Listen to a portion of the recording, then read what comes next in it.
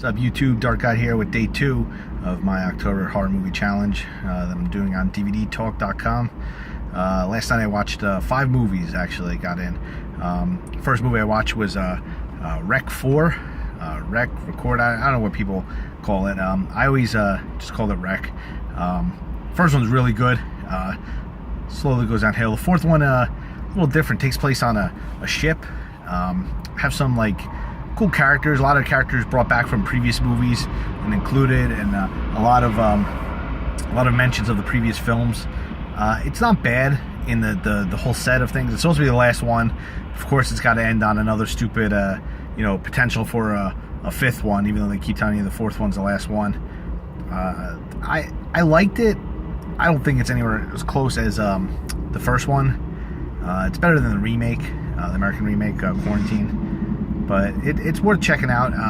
The fast-moving zombies, I like the premise of it being on the ship, a contained environment and everything. It just adds a little extra element to it. A little perplexing at times with the way they have the host in there and everything, the host with the disease in it. But all in all, I'd give it like 5.5 out of 10. Like I said, not as good as the first one, probably not even good as the second one. On par with like the third one. Second film I watched was Holidays, caught on Netflix. Good movie. Actually, I can't even say it. It's an okay movie. It's got some cool segments, but some of them are just like bonkers. Like the stuff they came up with and tied it in to the holidays. The St. Patrick's Day one is weird, so weird. Like, but there's some segments that were pretty good.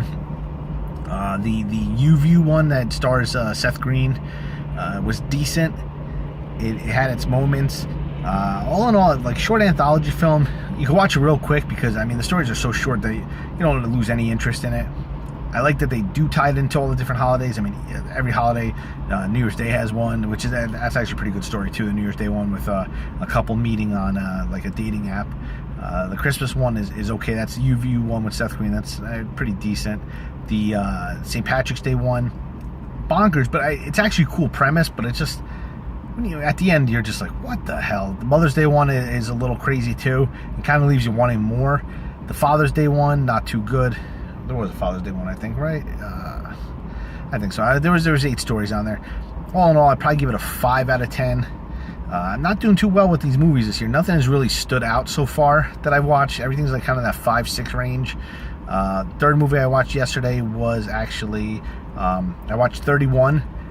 But I actually have to watch the last half an hour again. I was getting tired, fell asleep during it. What I saw, though, I think it's getting a really bad rap. A lot of people either love or hate Rob Zombie, and it's not fair. I mean, the Devil's Rejects and House of Thousand Corpse, I think, taken by themselves, are decent movies. The Devil's Rejects I love. House of Thousand Corpse is good. Halloween, the first Halloween remake is serviceable. The second one's garbage. And Lord of Salem I didn't like. I think 31's more in vein of the House of a Thousand Corpse. I mean, he does the whole white trash thing still. He's got to have all those elements of stuff he likes in his movies, which it works, and I think it's good. And he doesn't, what I saw of it, he doesn't actually go so far into the white trash dynamic that he does in all his other movies. So I do like that. It's not as terrible. Like, terrible's not a good word. It's not as, like, dirty as his other films, I'll say. That's a good word. But like I said, I do have to watch the last half an hour. And if unless anything ridiculously shocking comes, I see probably finishing right around that 5.5 out of 10 range. Another film that it was good. It did its job. I don't like it as good as, like, House of a Thousand Corpse or Devil's Rejects. Devil's Rejects, I mean, I love from Rob Zombie. I think it's a really good film. Fourth movie I watched was The Shallows, modern day movie, and the thing I keep seeing about it, I keep seeing people do reviews, and a lot of people like this movie, and a lot of people keep giving it credit, saying don't go into it comparing it to Jaws. Well, I don't think it is fair to compare any movie to a predecessor that's similar, especially if it's a movie like Jaws, where, I mean, Jaws, in my opinion, is top 5 film of all time, so it's really hard. But there is no reason this film should be compared to Jaws. Like, just the premise of the film is really cool, I think. But, like, just the CGI shark. I mean, year 2016, you have a CGI shark that isn't as good as a Rubbermaid prosthetic shark from 1970 something, and it shows. I mean, just the way like the shark moves and stuff. And then there's so much other like far-fetched things, like they're out there surfing, and as soon as they're done surfing and the girl's left, she turns around and sees a dead whale just floating there. Like, did I miss something? Like, was the whale just like snuck up on them? It's a dead whale. Like, if you should be able to see that from a distance. And then there's just like a couple other things, like just the whole ending. I mean, I get it that sharks are hunters and they're probably really smart, but the way they take this shark to make it like it's it's breaking things to get to her. It's moving. It's breaking the buoy to get to her, breaking the chains, and then the scene with the jellyfish. I mean, come on, really?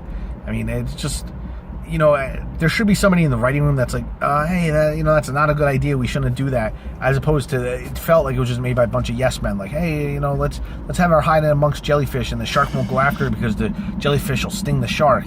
And everybody was like, yeah, that's a good idea. It wasn't a good idea. Somebody should have said, no, that's really kind of stupid. I don't know. All in all, maybe 5 out of 10 tops. I mean, if I watch it again, it's probably gonna start dropping.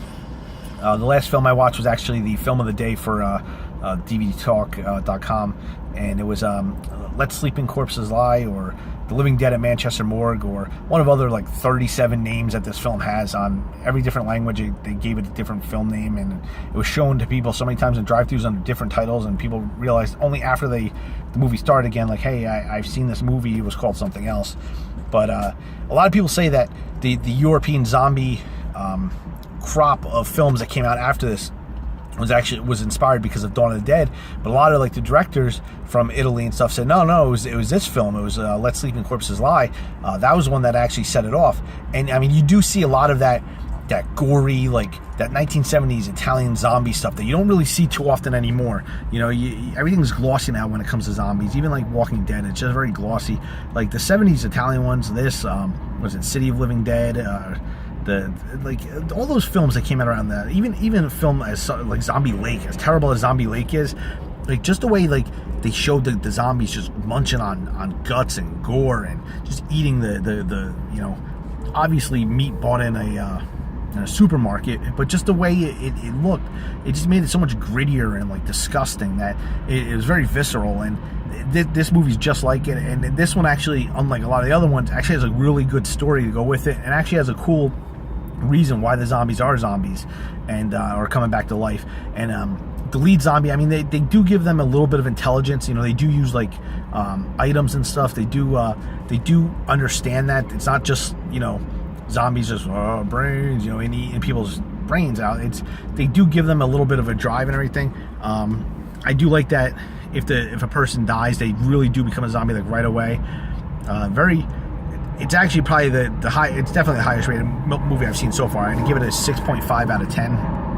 Definitely the highest recommended film I would say out of everything I've seen so far. I'm up to 8 films, I believe, out of the first day and a half. Trying to get to 100. Today so far is pretty slow, but I'm going to try to get some in there. The movie of the day today is Exorcist 3, so I'll definitely be getting that. But I'm going to try to get a couple of the ones. Before I forget, like I said, I'm trying to do 31 shirts through all these videos of mine. So today's is actually the Horror Block Leatherface. If you can see that, that's one badass shirt. Big Tex Chainsaw Massacre fan, so this is a cool shirt. I like the design there. It's kind of cartoony, but it's still like horror. So that's basically it. Like I said, this is Dark God. Catch you on the flip side.